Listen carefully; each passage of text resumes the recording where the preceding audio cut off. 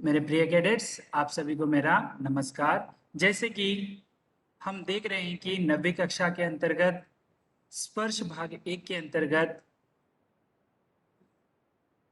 गद्य भाग में से दूसरा अध्याय एवरेस्ट मेरी शिखर यात्रा का विस्तृत जो है अध्ययन हमने किया है।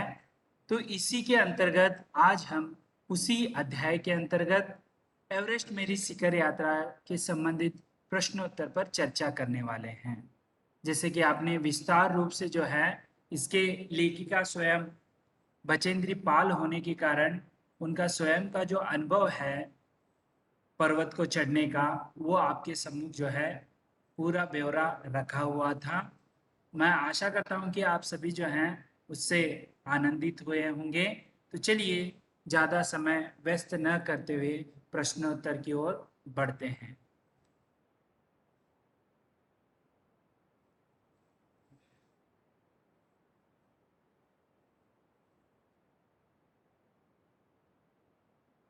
निम्नलिखित प्रश्नों के उत्तर एक दो पंक्तियों में दीजिए। तो यहाँ पर देखिए ये बहुविकल्पीय प्रश्न भी बन सकते हैं, ठीक है।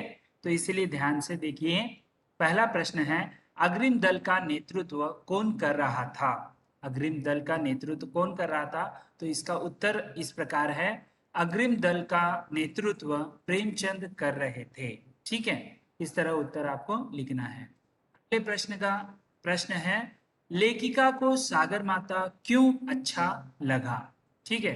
तो इसका उत्तर जो है आपको जो है अपने अपने शब्दों में भी आप लिख सकते हैं। तो इसका उत्तर इस प्रकार है, लेखिका को सागर माता नाम इसीलिए अच्छा लगा क्योंकि सागर माता का अर्थ है सागर का माता, और एवरेस्ट संसार की सबसे ऊंची चोटी है, इसीलिए जो है इसे सागर माता अच्छा लगा, ठीक है। इस तरह उत्तर जो है आप लिख सकते हैं। अगला प्रश्न है, लेखिका को ध्वज जैसा क्या लगा? ध्वज जैसा जो है क्या लगा? ध्वज वहां पर आपने वर्णन करते समय, पाठ का जो है वर्णन करते समय आपने समझा होगा। तो इसका उत्तर इस प्रकार लिखना है, लेखिका को तेज हवाओं के कारण उठी हुई चक्करदार बर्फीली आकृति ध्वज जैसी प्रतीत हुई, ठीक है। उसी प्रकार अगला प्रश्न है, हिमस्खलन से कितने लोगों की मृत्यु हुई और कितने घायल हुए? हिमस्खलन का जो है जब पेरिस पहुंचते हैं तो इसका जो है उनको अनुभव यानी समाचार मिला था। तो उत्तर इस प्रकार है, हिमस्खलन से एक व्यक्ति की मृत्यु हुई और 4 लोग घायल हुए, ठीक है। इस तरह उत्तर आपको लिखना है। अगला प्रश्न है, मृत्यु के अवसाद को देखकर कर्नल खुल्लर ने क्या कहा? मुर्शद ने जो उनका नजदीक निकट देखकर, उनके चेहरे देखकर कर्नल खुल्लर उनको प्रोत्साहित किया, ठीक है। किस तरह? उत्तर इस प्रकार है, मृत्यु के अवसाद को देखकर कर्नल खुल्लर ने कहा कि ऐसी साहसिक अभियानों में होने वाली मृत्यु को सहज भाव से स्वीकार करना चाहिए। इस तरह जो है ऐसे बताकर जो है हौसला जाहिर किया। अगला प्रश्न है, रसोई साय की मृत्यु कैसे हुई? रसोई साय की मृत्यु कैसे हुई? तो इसका उत्तर इस प्रकार है, रसोई सहायक की मृत्यु स्वास्थ्य के प्रतिकूल जलवायु में काम करने के कारण हो गई थी। यानी जलवायु कम होती है, जैसे जैसे आप ऊपर जाएंगे यानी जब पर्वत के ऊपर, वहां पर ऑक्सीजन का प्रमाण जो है कम होता जाता है। इसके वजह से कभी कभी मृत्यु भी हो जाती है। वैसा ही घटना यहाँ पर देखने को मिला। चलिए अगले प्रश्न की ओर बढ़ते हैं, कैंप 4 कहाँ और कब लगाया गया? साउथ कोल भी उसे कहा जाता है। तो देखिए इसका प्रश्न का उत्तर इस प्रकार है, कैंप 4 7,900 मीटर ऊंची साउथ कोल नामक जगह पर 29 अप्रैल को लगाया गया था। इस तरह प्रश्न का उत्तर आपको लिखना है। प्रश्न की ओर बढ़ते हैं, लेखिका ने तेनजिंग को अपना परिचय किस तरह दिया? जब पहली बार वो मिलने आए थे तब किस तरह दिया था? तो इसका उत्तर इस प्रकार है, लेखिका ने तेनजिंग को अपना परिचय देते हुए कहा कि वह नौसिखिया है, और एवरेस्ट उसका पहला अभियान है। इस तरह जो है उसका उत्तर उन्होंने दिया। ठीक है, नव सीखा हूँ, जैसे आप भी कहते हैं कभी कभी मैं अभी अभी सीख रहा हूँ, अभी अभी मैं पहली बार किया है, ऐसे उसी प्रकार लेखिका भी बता रही थी। अगला प्रश्न है, लेखिका की सफलता पर कर्नल फुल्लर ने उस उसे किन शब्दों में बधाई दी?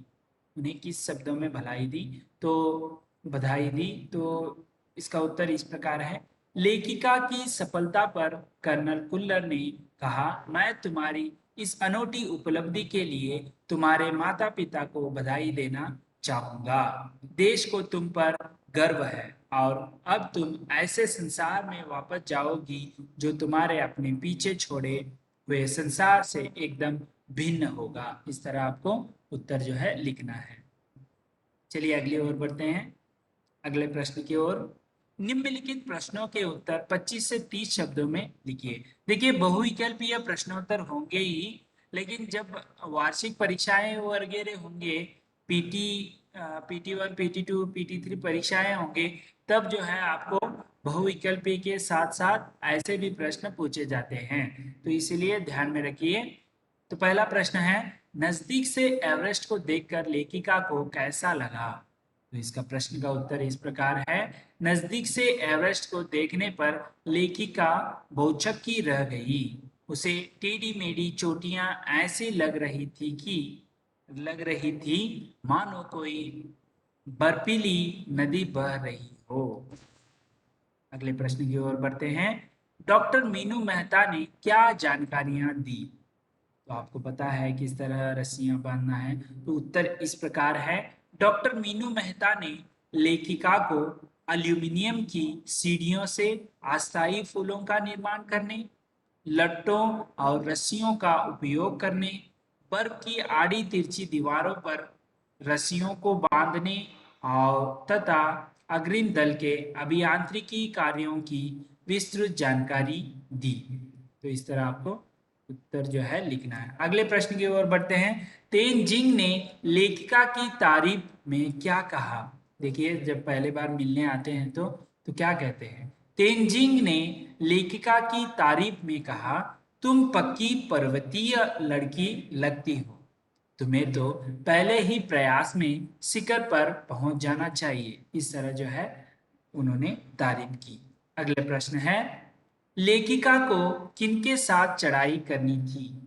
तो इसका उत्तर इस प्रकार है, लेखिका के अभियान दल में यो तो लोबसांग, तरासिंग, एनडी शेरपा आदि अनेक सदस्य थे, किंतु उन्हें उन्हें जिन साथियों के संग यात्रा करनी थी वे थे कि जय और मीनू की जय, ऐसे आप याद रख सकते हैं। ठीक है, की है एक व्यक्ति है, जय है और मीनू है, तो आपको किस तरह याद रखना है, जय की मीनू की जय, इस तरह याद रखेंगे तो आपको याद रहेगा।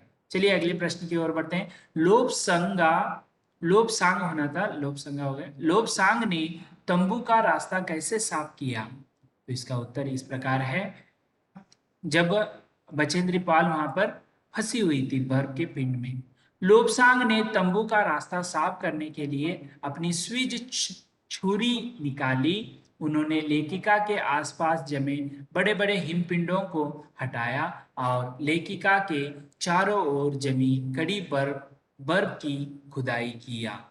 उन्होंने बड़ी मेहनत से लेखिका को बर्फ की कब्र से खींच निकाला। ठीक है, इस तरह आगे बढ़ते हैं, साउथ कोल कैंप पहुंचकर लेखिका ने अगले दिन की महत्वपूर्ण चढ़ाई की तैयारी कैसे शुरू की?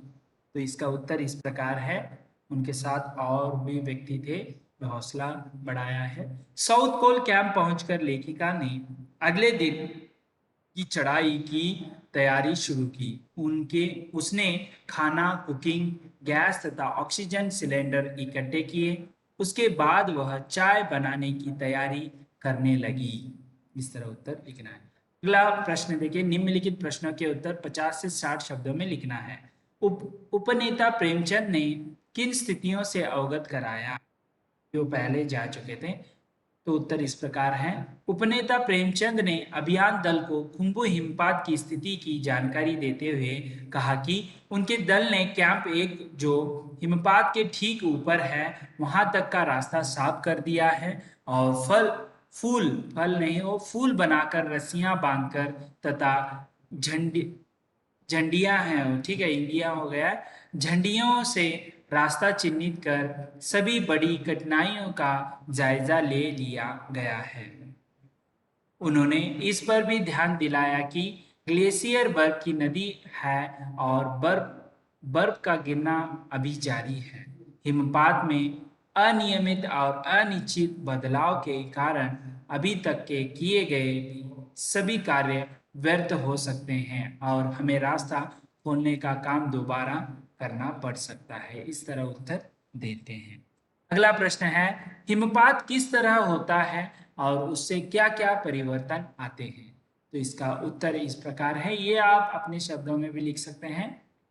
बर्फ के खंडों का अव्यवस्थित ढंग से गिरना ही हिमपात कहलाता है। ग्लेशियर के बहने से बर्फ में हलचल मच जाती है। इस कारण बर्फ की बड़ी बड़ी चट्टानें तत्काल गिर जाती हैं। इस अवसर पर स्थिति ऐसी खतरनाक हो जाती है कि धरातल पर दरार पड़ने की संभावना बढ़ जाती है। अक्सर बर्फ में गिरी गहरी चौड़ी दरारें बन जाती हैं। हिमपात से पर्वतारोहियों की कठिनाइयां बहुत अधिक बढ़ जाती हैं। और पढ़ते हैं, लेखिका ने तंबू में गिरे बर्फ पिंड का वर्णन किस तरह किया है? तो इसका उत्तर इस प्रकार है। लेखिका ने तंबू में गिरे बर्फ के पिंड का वर्णन करते हुए कहा है कि यह वह लोस्ते की बर्फीली सीधी ढलान पर लगाए गए लाइलान के तंबू के कैंप 3 में थी। उसके तंबू में लोब्सांग और तसारिंग उनके तंबू में थे। अचानक रात 12:30 बजे उसके सिर में कोई सख्त चीज टकराई और उसकी नींद खुल गई। तभी एक जोरदार धमाका हुआ और उसे लगा कि एक ठंडी बहुत भारी चीज इसके शरीर को कुचलती चल रही थी। इससे उसे सांस लेने में कठिनाई होने लगी। ऐसे आप जो है वर्णन किस तरह किया है उसे आप भी लिख सकते हैं। यह आपको सटीक है, ये भी आंसर। तो चलिए अगले और बढ़ते हैं। लेखिका को देखकर की हक्का बक्का क्यों रह गया? क्योंकि वे पहुंचकर फिर से वापस आई थी इनको लेने के लिए। तो उत्तर देखिए किस प्रकार है कि बचेंद्री पाल का पर्वतारोही साथी था। उसे भी बचेंद्री के साथ पर्वत शिखर पर जाना था। शिखर कैंप पर पहुंचने में उसे देर हो गई थी। वह सामान ढोने के कारण पीछे रह गया था। अतः बचेंद्री उसके लिए चाय जूस आदि लेकर उसे ढूंढने के लिए पहुंची। की को यह कल्पना नहीं थी कि बचेंद्री उसकी चिंता करेगी और उसे मिलने के लिए जाएगी। इसीलिए जब उनसे बचेंद्री पाल को चाय जूस लिए आया देखा तो वह हक्का बक्का रह गया। इस तरह आपको उत्तर जो है इससे भी ज्यादा आप लिख सकते हैं। चलिए अगला प्रश्न है, एवरेस्ट पर चढ़ने के लिए बिल्कुल कितने कैंप बनाए गए, वर्णन कीजिए। पाठ से ज्ञात होता है कि एवरेस्ट पर चढ़ाई के लिए कुल 5 कैंप बनाए गए। उनके दल का पहला कैंप 6000 मीटर की ऊंचाई पर था जो हिमपात से ठीक ऊपर था। दूसरा कैंप 2900 मीटर की ऊंचाई पर बनाया गया था। कैंप 3 लोस्ते की बर्फीली सीधी ढलान पर बनाया गया था जहां लाइलान के तंबू लगाए गए थे। एक कैंप साउथ कोल पर बनाया गया था। यहीं से अभियान दल को एवरेस्ट पर चढ़ाई करनी थी। इसके अलावा एक बेस कैंप भी बनाया गया था, वहां पर पूरी जानकारी के लिए बनाया गया था। ठीक है, इस तरह आपको उत्तर जो है लिखना है। अगला प्रश्न है, सम्मिलित अभियान में सहयोग एवं सहायता की भावना का परिचय बचेंद्री के किस कार्य से मिलता है? एवरेस्ट पर विजय पाने के अभियान के दौरान लेखिका बचेंद्री पाल अपने साथियों जय की मीनू के साथ चढ़ाई कर रही थी, परंतु वह इनसे पहले साउथ पोल कैंप पर जा पहुंची क्योंकि वे बिना ऑक्सीजन के भारी बोझ लादे चढ़ाई कर रहे थे।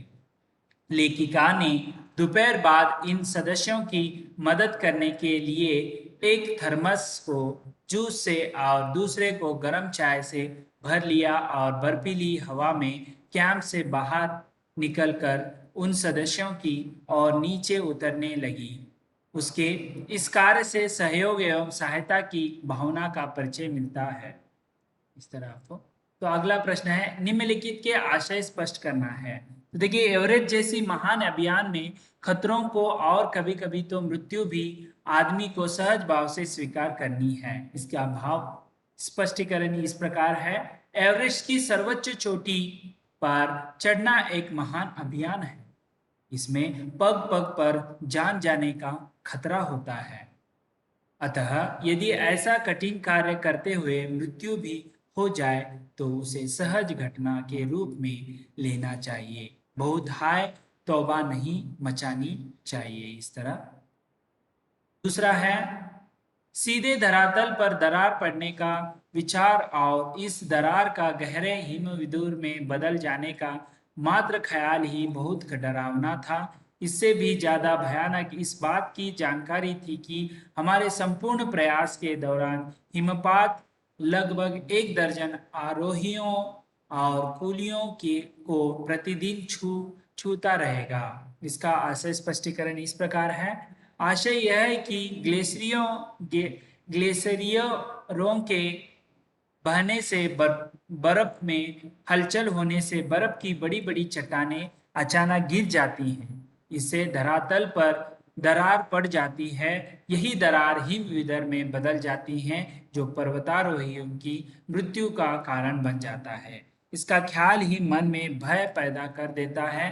दुर्भाग्य से यह भी जानकारी मिल गई थी कि इस अभियान दल को अपने अभियान के दौरान ऐसे हिमपात का सामना करना ही पड़ेगा। यह स्पष्टीकरण है। अगला है, बिना उठे ही मैंने अपने थैले से दुर्गा माँ का चित्र और हनुमान चालीसा निकाला। मैंने इनको अपने साथ लाए लाल कपड़े में लपेटा, छोटी सी पूजा अर्चना की और इनको बर्फ में दबा दिया। आनंद के इस क्षण में मुझे अपने माता पिता का ध्यान आया। तो इसका तो आपको पता चला होगा। स्पष्टीकरण देखिए, जब बचेंद्री पाल हिमालय की चोटी पर सफलतापूर्वक पहुंच गई तो उसने घुटने के बल बैठकर बर्फ को माथे से छुआ। बिना सिर नीचे झुकाए हुए ही अपने थैले से दुर्गा माँ का चित्र और हनुमान चालीसा निकाला। उसने इन्हें एक लाल कपड़े में लपेटा, थोड़ी सी पूजा की, फिर इसी चित्र तथा हनुमान चालीसा को बर्फ में दबा दिया। उस समय उसे बहुत आनंद मिला। उसने प्रसन्नता पूर्वक अपने माता पिता को याद किया। ऐसे होता है। अगला है, इस पाठ में प्रयुक्त निम्नलिखित शब्दों का वाक्य पाठ पाठ का संदर्भ देकर कीजिए। निहार, निहारा है, दशकना, खिसकना, सागर माता, जायजा लेना, नौसिखिया। तो देखिए, निहारना बहुत ध्यान से विस्मय के साथ देखना। लेखिका ने नमचे बाजार पहुंचकर एवरेस्ट पर चढ़ाई करने से पूर्व उसे निहारा। इस तरह वाक्य में प्रयोग होता है। अर्थ भी दिया गया है। धसकना यानी नीचे धस या दब जाना। देखिए किस तरह, बर्फ की भारी चट्टान जब बर्फीले धरातल पर गिरती हैं तो धरातल धसक जाता है। इसका ख्याल पर्वतारोहियों को भयभीत करने वाला होता है। ठीक है। इस तरह। अगला है, खिसकना, धीरे धीरे सरकना। तो वाक्य में प्रयोग देखिए, ग्लेशियरों के बहने से बर्फ में हलचल मच जाती है और बड़े बड़ी चट्टानें खिसकने लगती है। जो है वाक्य में प्रयोग करना है, सागर माता, सागर का माता अर्थात एवरेस्ट। लेखिका को एवरेस्ट का दूसरा नाम सागर माता जो नेपालियों में पसंद है, पसंद आया। तो इस तरह वाक्य में प्रयोग होता है। जायजा लेना, अनुमान लगाना। तो इसका वाक्य में प्रयोग देखिए, एवरेस्ट अभियान के समय अग्रिम दल ने पुल बनाकर रस्सियां बांधकर सभी बड़ी कठिनाइयों का जायजा ले लिया था। नौसिखिया, नया सीखने वाला। तो वाक्य में प्रयोग देखिए, एवरेस्ट की चोटी पर चढ़ने वाले प्रथम व्यक्ति का गौरव पाने वाले तेनजिंग से लेखिका ने खुद को नौसिखिया कहा। इस तरह जो है निम्नलिखित पंक्तियों में विचित्र विराम चिन्हों का प्रयोग करना है। ठीक है, यह हम अगले वीडियो में देखेंगे। ठीक है, तो आपको समझ में आया होगा कि किस तरह जो है हमने आज जो है एवरेस्ट मेरी शिखर यात्रा के दौरान जो भी प्रश्नोत्तर थे उसका हमने समग्र जो है अध्ययन किया। अगले वीडियो में जो है इसके आगे का हम देखेंगे। ठीक है, अगले वीडियो में कह लीजिए या लाइव क्लास में देखेंगे। धन्यवाद।